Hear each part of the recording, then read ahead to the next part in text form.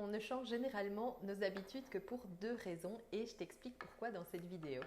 La première, c'est lorsqu'on a la certitude que ces changements vont véritablement impacter positivement notre vie. Il faut qu'on soit certain que les bénéfices qu'on va en retirer sont bien supérieurs à l'effort que ça va nous coûter. La deuxième, c'est quand on se rend compte que si on ne les change pas, ces habitudes, eh bien, il va nous arriver quelque chose de vraiment ennuyeux et peut-être même déjà qu'on a commencé à ressentir certains désagréments. Et ça nous met la pression. La raison pour laquelle j'ai changé mes habitudes alimentaires, je me suis mise à bouger plus, j'ai pris soin de mes émotions, de mon sommeil, cette volonté, elle a vraiment été renforcée aussi par l'annonce du cancer de mes parents. Et d'ailleurs, c'est un sujet tellement important, je te ferai une petite vidéo là-dessus dans les prochains jours. Et moi, j'ai été longtemps focalisée sur le plaisir instantané, le bonheur instantané.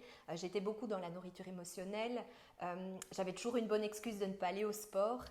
Et j'étais vraiment dans cette notion de je mérite ces petits plaisirs, un petit plaisir ici, un petit plaisir par là.